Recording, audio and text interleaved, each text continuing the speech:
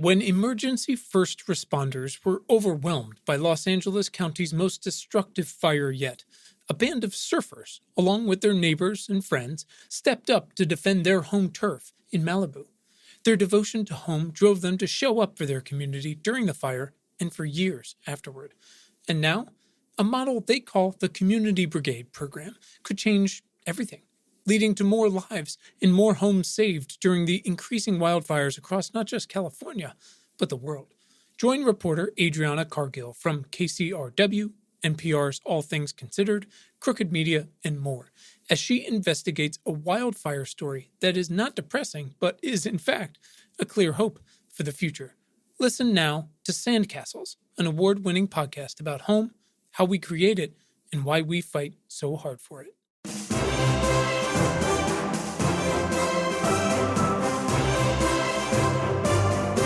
Across the front of our website, in big, bold letters, is our calling card. Science for people who give a shit. You may have seen it and immediately thought, that's me, or you, sir, are a child. Either reaction is well and good, or even great. We're not for everybody. You're here, though, so either you subscribed, or someone sent you this audio version, or YouTube video, or someone shared the article with you, or an essay. I don't know what to call it anymore. Either way, I've got you in my claws, so let's presume you're on board with this whole idea. Now, you may fit into one of three camps. Number one, you love the science part, and want to use your knowledge and the forces of science for good, to better lives. Or, you identify with the people who give a shit part. You're a semi-pro action taker, and you're curious to know how science plays a role in all of this. Or you simply just care. You're a good person, but you're struggling to keep up and to affect the world around you. However you identified with that tagline, you may have also asked yourself, what does it mean in practice? And that's a good question, because while the mantra isn't changing, I'm more focused than ever on putting it into practice for me and for you. Like I said, we're not for everybody. For example, we don't do a lot of 101 level stuff here. The train has mostly left the station there, but it's not going fast enough that you can't keep up. In fact, it's a big part of my job to make sure you can catch the train, to ensure you're as caught up as you need to be regarding what's really driving the most change, and to help you take action, feel better, and build a better today and tomorrow for everyone. To clarify, though, this also isn't the Train to Busan. Nice on the outside, filled with deadly zombies on the inside. I don't shirk away from the hard stuff. The climate crisis is a crisis. COVID killed and disabled tens of millions of people. Growing antibacterial resistance is mildly terrifying, and racism touches everything, everywhere, all at once. But I also want to make sure I point you towards reputable, measurable actions you can take alongside thousands of other shit givers so you don't want to jump off the train entirely. All of this is to say, when you sign on to be involved with science for people who give a shit, understand that I'm operating under the following assumptions. 1. You agree that generalism, or at least a multidisciplinary approach, is essential. And that's not only because there's so much going on, but because the issues are systemic, and generalism can help us take a big step back to understand our vast, interconnected systems, to interrogate them and build new ones. Not that specialists aren't welcomed. Your numbers include many such humans, from surgeons to engineers, from third-grade teachers to pediatric cancer scientists, senators and AI researchers, designers and Hollywood producers, mechanical engineers who proved we could deflect asteroids, and more. I have learned so much from you, and you in turn have expressed immense patience with me, and thankfully an interest in taking at least a part-time wider field of view. Here's why. You know that big problems are rarely isolated. From heart surgery to soot pollution, from soil health to red-line city blocks, from wastewater to synthetic biology and drones that fight wildfires, no problem we face today exists or can be confronted, mitigated, or adapted to in isolation. Overheated city blocks, bedrooms, and classrooms drive learning loss, mostly among the historically marginalized, while excess heat parches soil and vegetation, fueling excessive wildfires. All while expensive cities drive people to take longer commutes in combustion engines, and often into that same increasingly dry wildland-urban interface, escalating the odds of harm from fires, the opportunity for zoonotic spillovers, and the destruction of habitats and biodiversity the world over. Great news, though. Our biggest problems are tremendous opportunities. For example, plant-based diets reduce deforestation, improve soil health, reduce cardiovascular diseases and the need for heart surgeries, of course, as do cooler city blocks and reduced exposure to transportation and wildfire pollution. But also, improved indoor air quality from greater airflow, more air cleaning, and reduced exposure to unhealthy particles and gases mitigates childhood asthma, but also levels the playing field against a swath of airborne viruses, including COVID and measles and the flu. Fewer children and workers exposed to this garbage improves school attendance and economic production, building a more inclusive, educated electorate who, theoretically, elects more people from different backgrounds, all of whom actually give a shit. It's the circle of life. Mitigation and adaptation must happen in concert. Not unlike tackling your never-ending to-do list, just playing catch-up all the time against these systemic threats means you're constantly bailing out the boat, when in reality, we've got to stop the water from coming in altogether. Mitigation and adaptation must happen simultaneously for a variety of reasons, but among those, 1, because we took too long to do anything about anything; 2, many people have been suffering for a very long time; 3, increasingly more people are suffering today and will be tomorrow; and 4, we have been steadfastly allergic to accounting for the costs along the way. Sure, yeah, no question. By a variety of measures, most of us are better off than at any point in history. You are, for example, less likely to die from cancer than basically ever before, and I, by way of my skin color, sex, gender, race, health history, family history, education, and so much more, punched one of history's most valuable golden tickets through exactly zero effort of my own. But averages conceal quite a bit of inequality. And to be clear, a rising tide lifting all boats metaphor doesn't imply all the boats started at the right depth or height. I don't know how you measure boats. Also, maybe that's not the best metaphor in a time of catastrophic sea level rise. The point is, I'm starting to run out of battery power on these metaphors. The point is, progress has come at enormous costs to resources and biodiversity that, again, we've never willingly paid the cost for. And now those bills are coming due whether we like it or not, including vaccinating bees, for example. Great work. That often means we know where we have to go, and we do. But more of us, those privileged enough to make it this far, are feeling the effects in places we didn't expect, and way sooner than anticipated. Feeling it in canceled insurance policies, rolling blackouts, flooding where once there was drought and then there's going to be drought again, in retirement plans stuffed with stranded fossil fuel assets, in astronomical food prices, in drought where once it was sunshine, and, pandemics. Sure, yeah, we need to electrify everything. But to say that our grids are wildly, devastatingly unprepared to handle even twice the current load, much less 3 times as required to electrify everything, would be a dramatic understatement.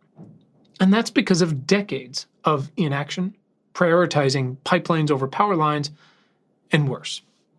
And that's without the threat of freezing, fires, or flooding, or in a better future, millions of two-way industrial and home storage systems and distributed microgrids.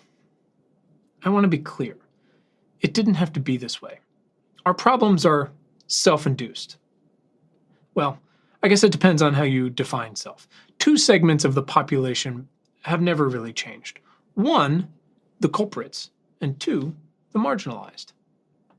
Because Group 1 has yet to really see any repercussions from stripping the planet of her resources like some Michael Bay movie, they've yet to stop doing so. So Group 2 continues to bear the brunt of frontline exposure to everything. I'm decidedly not a degrowther, mostly because I live in the world of what is politically possible, even if reforming the electorate and writing radical new policy is part of my mission here. But consumption at all costs, or I guess, for my argument, no costs, is a decision a bunch of really rich folks made a long time ago and continue to make, and then literally, again, they sold it to us in the form of fossil fuels and forests and fast fashion. I fully understand the desire not to have bad guys in these scenarios, and to seek out the middle ground, and I do know that swing voters really matter. But I also think it's pretty naive, knowing what we know about the history of real-world bad guys, and about our corporate and political actors and systems today. Imagine for a brief moment, if your country had the highest maternal mortality rate among developed countries, but one half of your country's elected representatives claimed to be pro-life and wanted to make that country great again. Stick with me here. Now imagine they voted consistently and proudly against baseline policies that supported pregnant people, parents, and children, all in the name of tax cuts for the wealthy, who require more or less none of those policies to survive. In fact, they went further than voting against good policies. They've sought and often succeeded to eliminate past good policies while writing new bad ones that deprive even more pregnant people of health care, forcing them to have babies even if they were forcibly impregnated, or the baby's no longer even alive, and then to be on the hook for providing them with life essentials. Those same bad guys have deprived local health departments and water utilities of the resources to evolve beyond fax machines and lead pipes because apparently government spending is evil, though imperfect. They gerrymandered districts through a variety of measures to achieve a simple outcome, so black people cannot vote. Don't believe me? From Michelle Alexander's The New Jim Crow. The Census Bureau counts imprisoned individuals as residents of the jurisdiction in which they are incarcerated. Because most new prison construction occurs in predominantly white, rural areas, white communities benefit from inflated population totals at the expense of the urban, overwhelmingly minority communities from which the prisoners come. You're welcome. So yeah, these culprits, or bad guys, design the systems that got us here, and seek to design more. So I think we should both litigate the hell out of the past, and also be hellbent on imagining a better today and tomorrow. Our problems are, already affecting people, but to be clear, they can get a lot worse. Tick-tock goes the boom boom. We are discovering more every day that tipping points aren't linear, nor do we really understand them beyond that simple phrase. While it seems like we can slow, if not stop, additional global heating by reducing new emissions to actual zero, we can't, for example, put sea level rise back in the box. That's no bueno. We have made enormous strides to bring projected temperature rise scenarios into something relatively manageable, but as COVID continues to kill 150,000 Americans a year, I'm wildly concerned about our inclination to normalize an enormous amount of suffering. Bina Venkataraman, one of my favorite podcast guests to date, and to be clear, I love you all like children. Bina wrote a book about how to be a better ancestor. This very simple idea has unlocked much of my focus here, because you simply cannot be a better ancestor by hoping shit gets better and posting black boxes on your Instagram stories. You have to do the work for today and tomorrow, and not just in the, turns out pretty creepy long-termism, effective altruism way. If you want your descendants to consider you the cool great-great-uncle, you need to drive change today, like right now. So they know deep down you did what you could to not only alleviate suffering for the people who have it much worse than you do, but to actually make shit better. Like way better. Because if nothing else, setting a foundation of way better now will pay off big time for them later. Remember, money isn't the only thing that compounds. Compounding money is great if it's available to you. Compounding money given to children at birth and to parents in the form of wildly successful tax credits we let expire, on the other hand, was fucking awesome, if sad now. But you know what else compounds? Well, suffering. But good news, so does action. And action compounds across people and across time.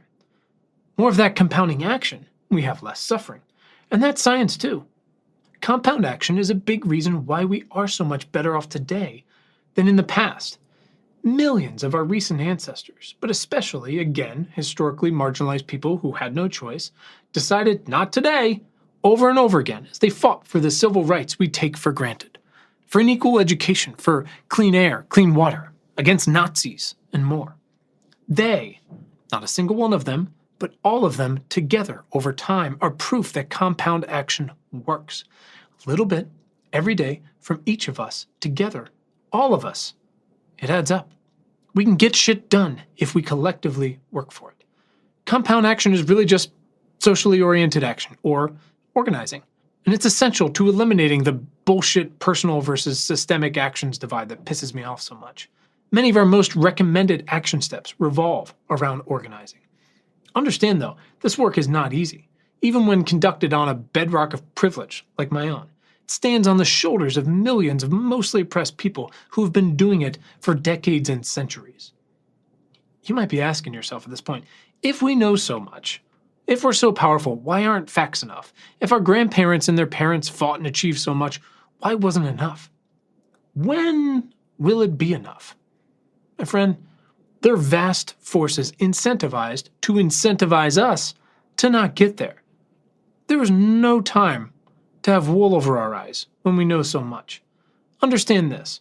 If Amy Westervelt's every season of her show drilled wasn't enough, a new study this week in the journal Science and reported on everyone, including us, showed how Exxon not only knew they were driving a climate crisis, but that their own internal models of projected global warming were more accurate than academics and governments basically everywhere. In the words of another American hero, they are who we thought they were.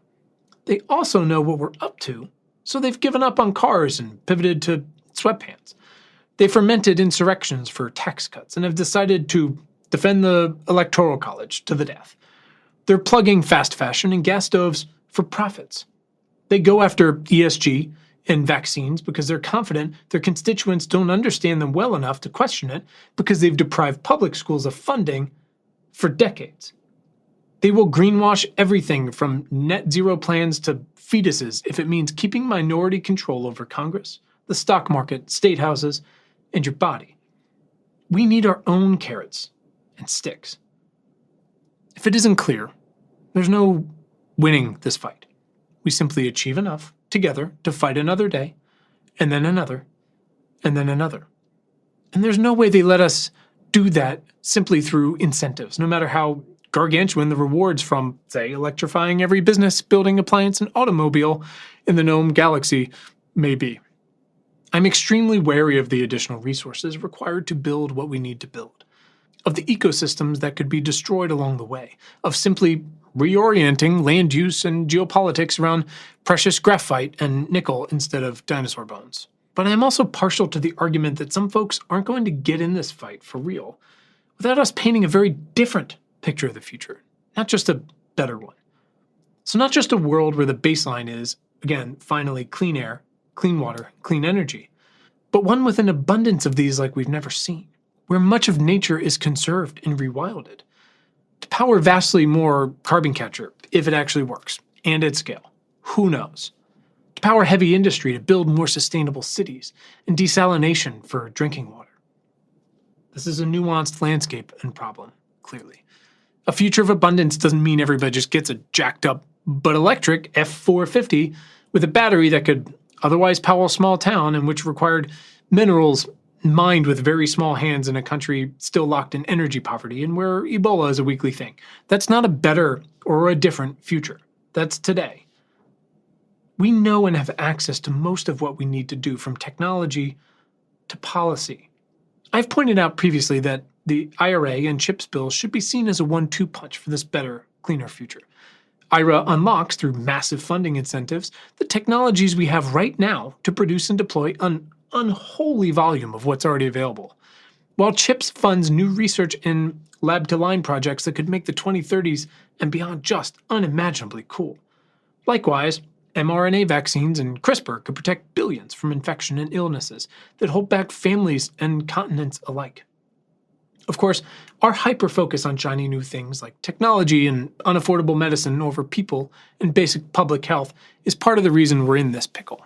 We need measurable outcomes. Measurable outcomes give us something clear to aim for. TVs cannot listen to you is a pretty clear standard. No forever chemicals, full stop, isn't complicated to understand. Execution is another thing, but that's the point I'm trying to make.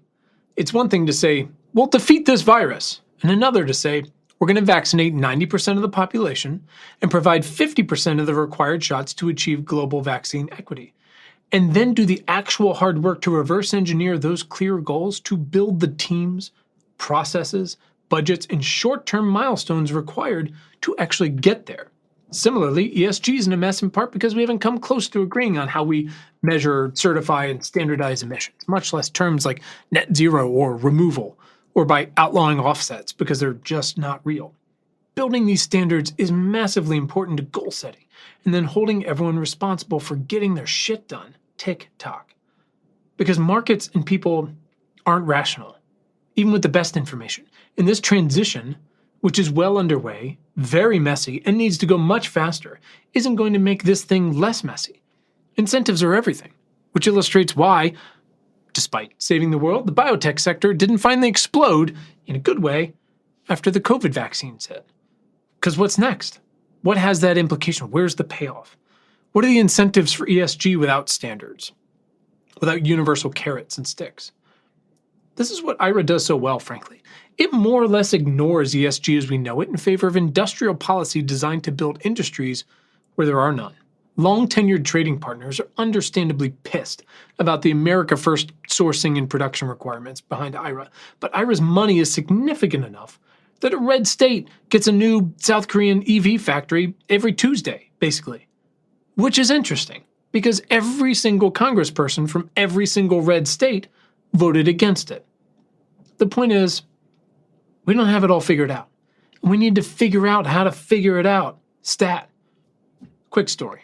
My first close friend to have children, who was also a longtime dog owner, once described the difference between raising a puppy and a child.